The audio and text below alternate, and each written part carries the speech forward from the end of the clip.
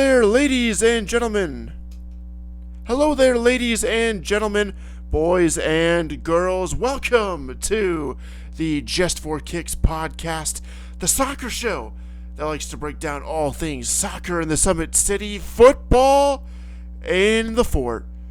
But we like to do so in a way that keeps things light and easy because it is Just for Kicks. We like to have fun and we talk about the beautiful game, and we're going to do that again here.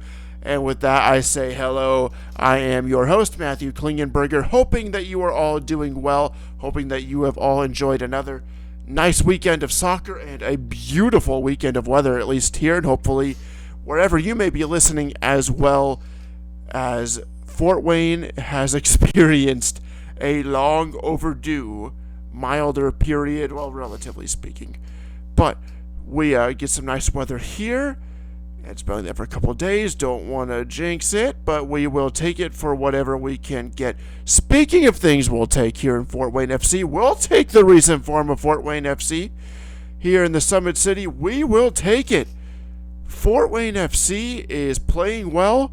They are on top of the table in the Valley Division of USL League 2, and they're looking good for a possible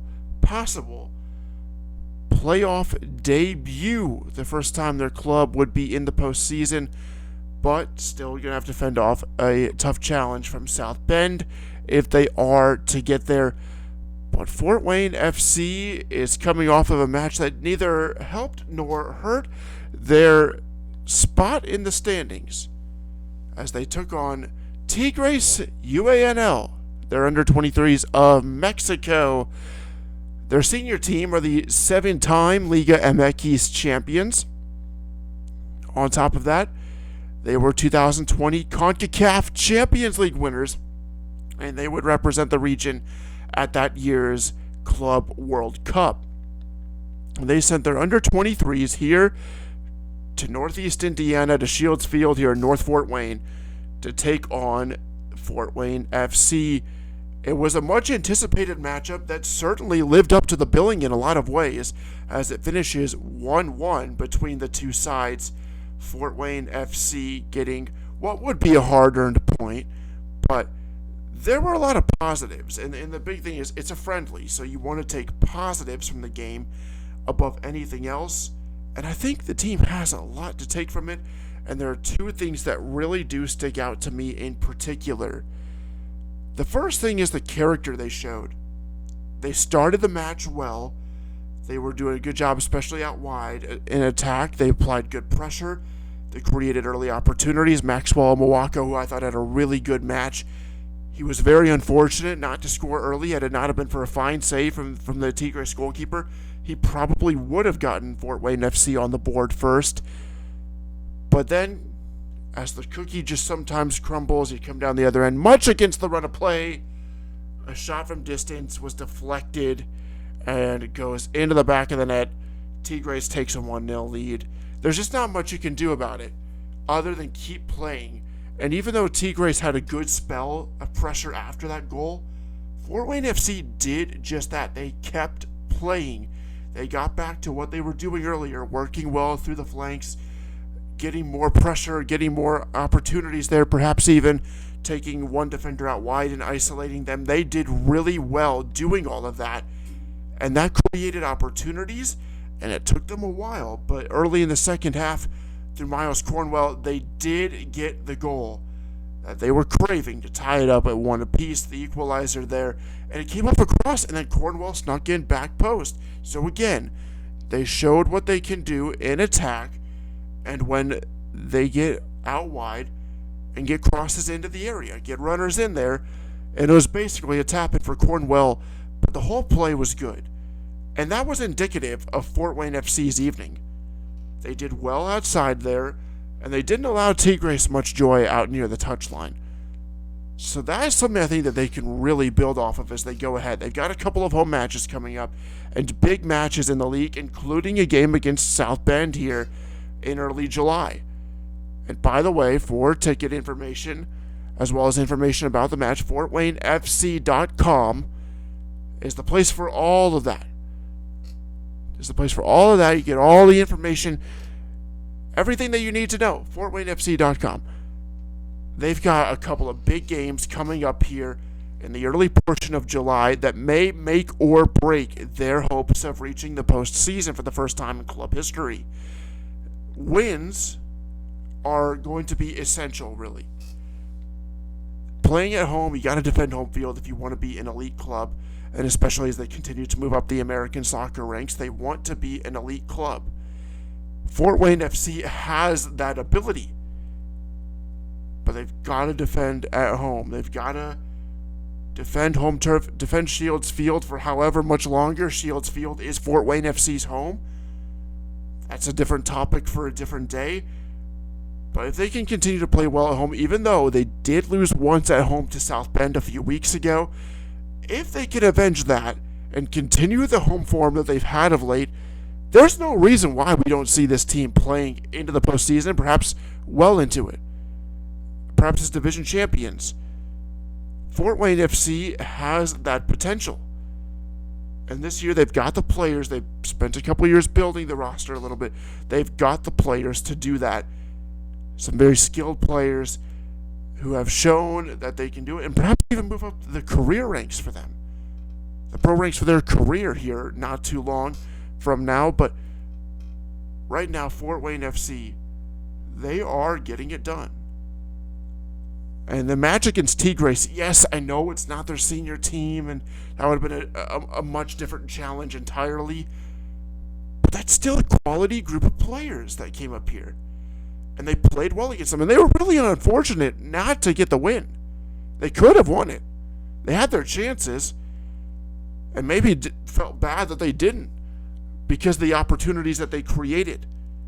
But Fort Wayne FC are showing something this season. They're showing optimism for the fans and giving plenty to look forward to. So that would be a little bit for the intro. I still would really like to get somebody on as a representative of the club, be it a player, coach, executive, whoever, as I think that could really do well. So I'd like to be able to do that. This interview that I've kind of prepped would be more so angled towards a player. But again, it could really be anybody, but that's just kind of who these questions are really pertaining to. So this is a little bit of what that would sound like. I'll leave in a little bit of space for what will be their answers, but not for the entire thing. But ideally, I'd like for this podcast, for each episode, to, when it's all together, go for probably about 45 minutes or so. But again, if you guys would like longer, 100%, I could easily make that happen. Even shorter, I can make that happen. But that's just a little bit of the gist there. So, right now, we're speaking about Fort Wayne FC. Let's go a little bit more in depth with somebody who has a very unique perspective on Fort Wayne FC and all things Fort Wayne FC. We would like to welcome in ex-player. How are you doing today? And thank you so much for joining us here on Just for Kicks. Hope everything's going well. Although, given the recent run of form for the club, I'd have to think that you're feeling pretty good right about now.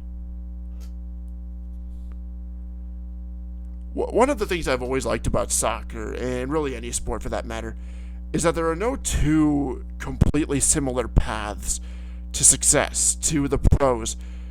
Tell us just a little bit about your story, your background, how you got here to Fort Wayne FC, and just some of the challenges maybe that you've had to overcome.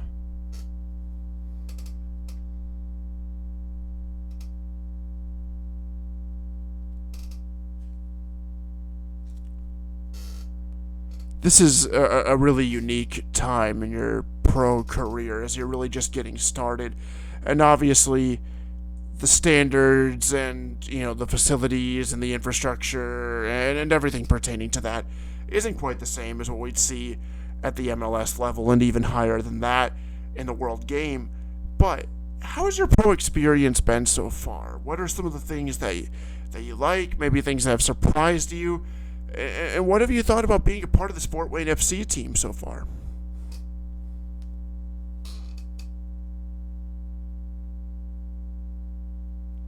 Sticking with the idea of the team, how do you see yourself fitting into the system, to the formation, as well as playing off of your teammates and their strengths and weaknesses, how do you think you fit for the club long term as we continue to go throughout this season?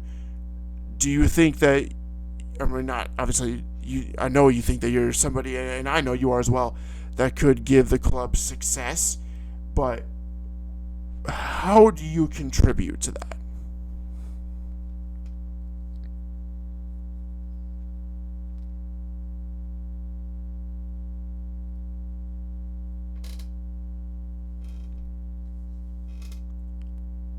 What are some of the differences that you've experienced as, again, you're early in your career?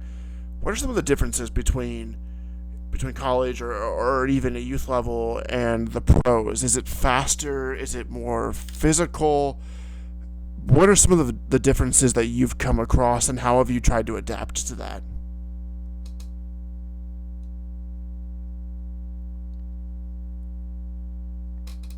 I talked a little bit about, or we talked a little bit about your journey here. What is your favorite time ever playing soccer in your life? Because I know for a lot of athletes, they'll tell you that even when they make it to the pro level, it's not about the pro. That's not their favorite time playing. Not even really in college, but for a lot of people, it's even younger than that. What was your favorite time as a soccer player, and for what reason?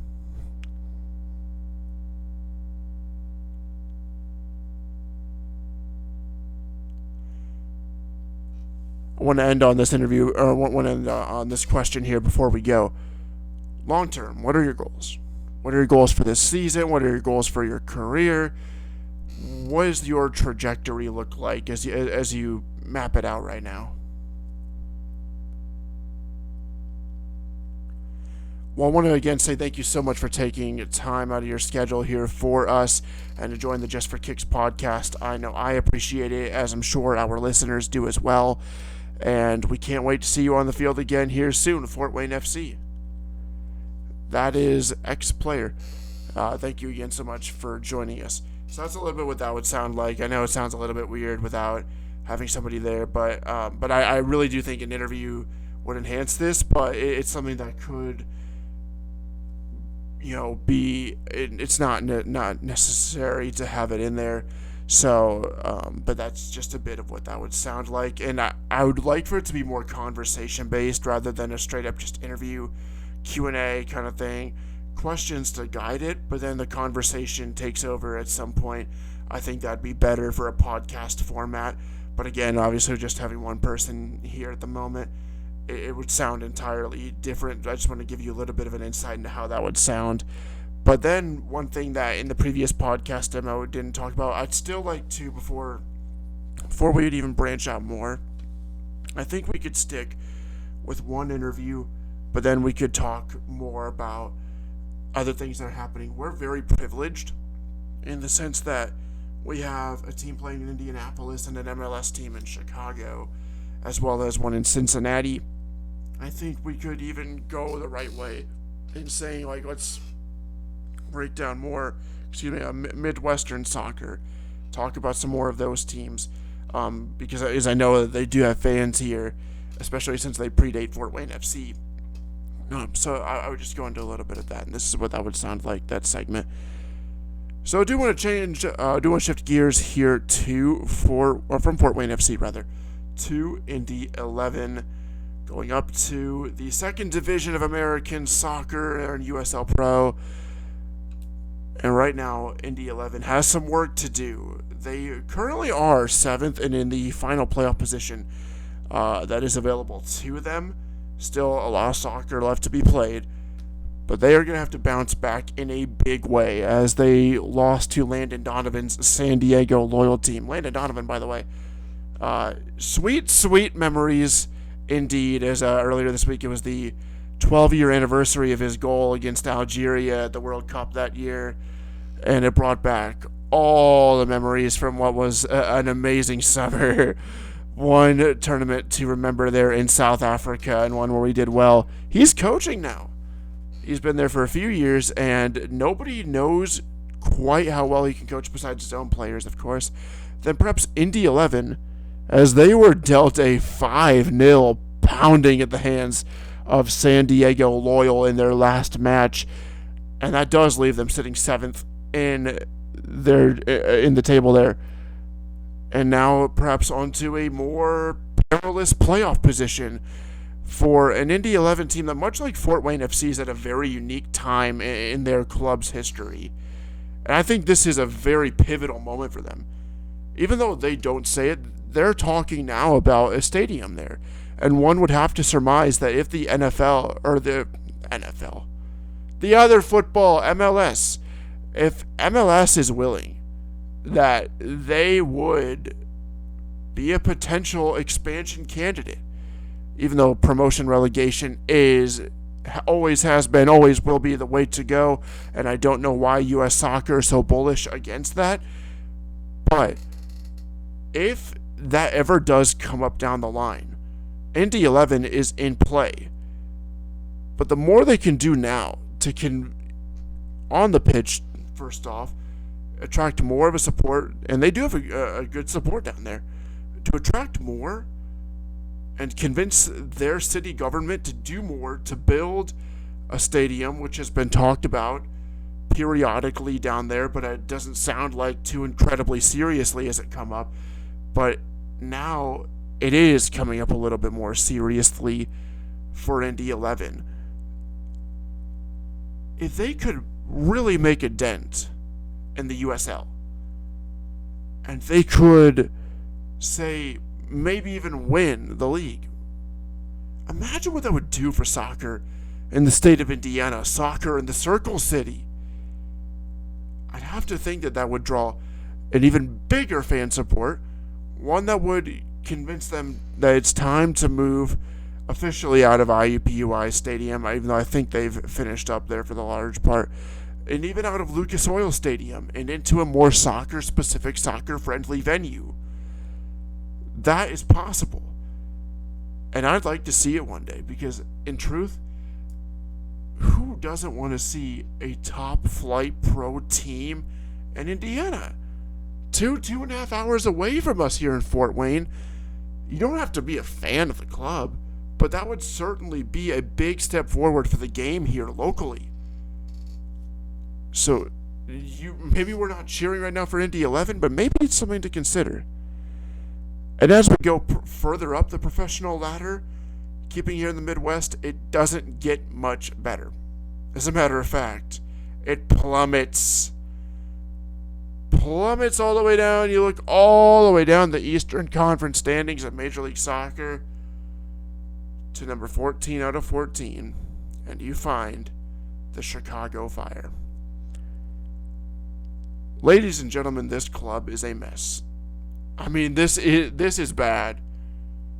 This is bad for them, and it could get bad for the city of Chicago.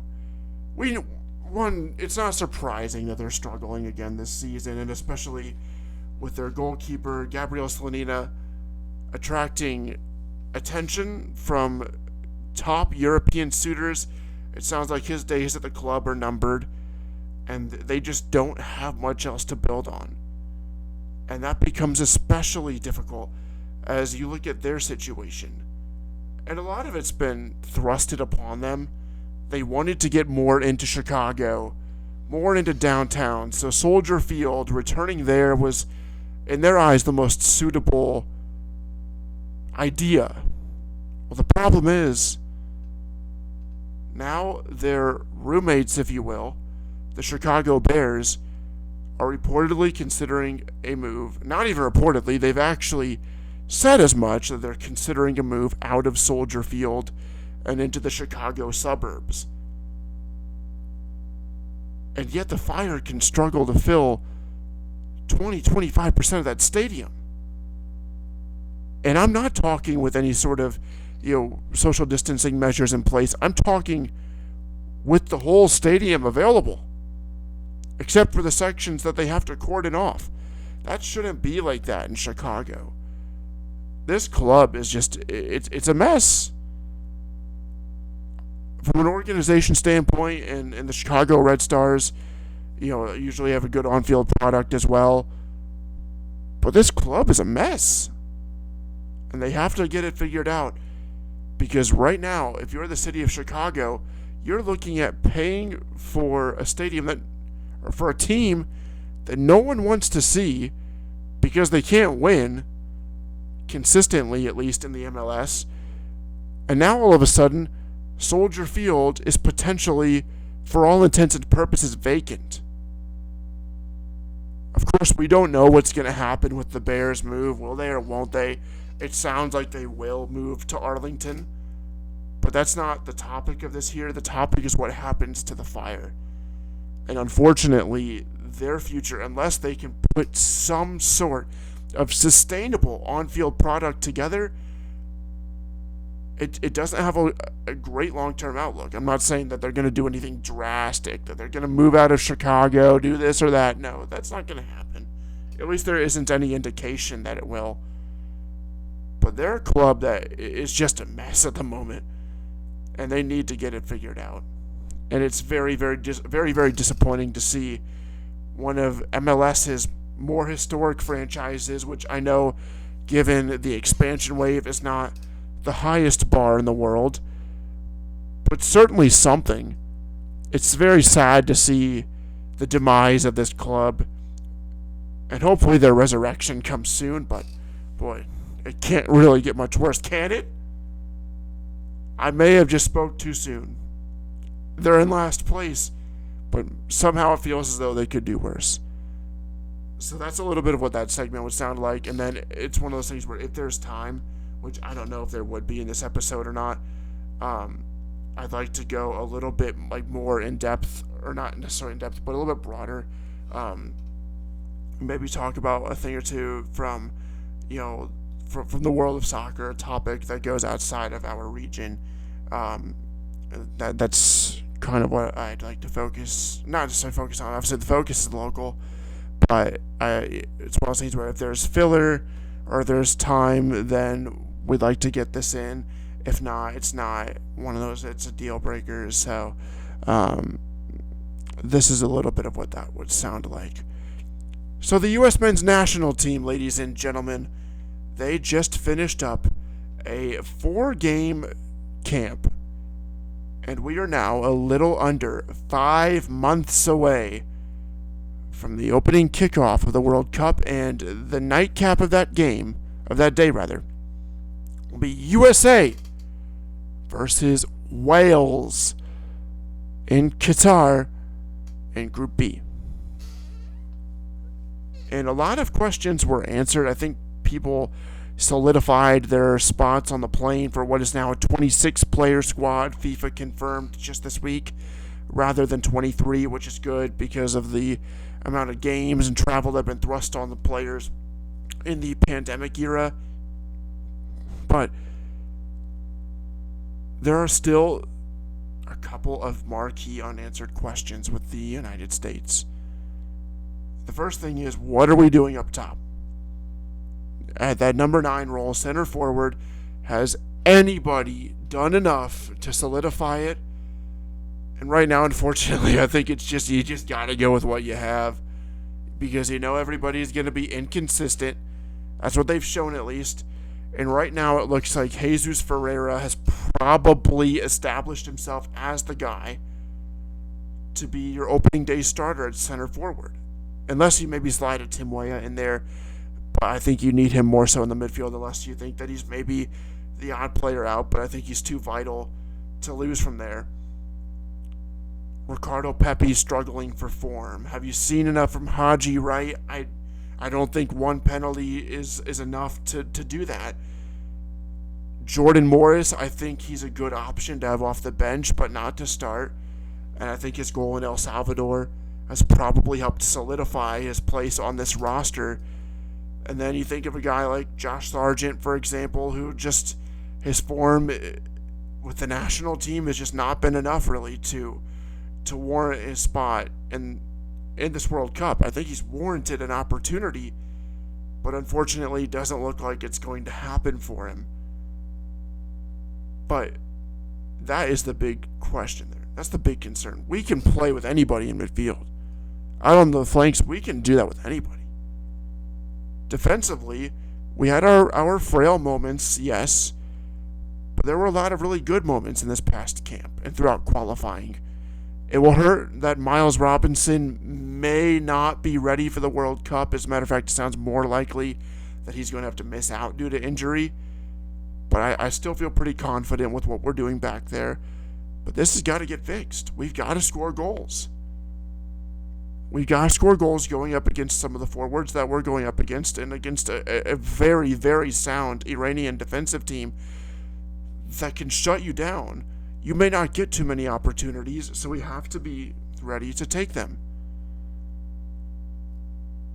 But I certainly like the progress we've seen from the U.S., but I really do hope that Greg Berhalter knows his best 11 and can stick with that consistently throughout the tournament.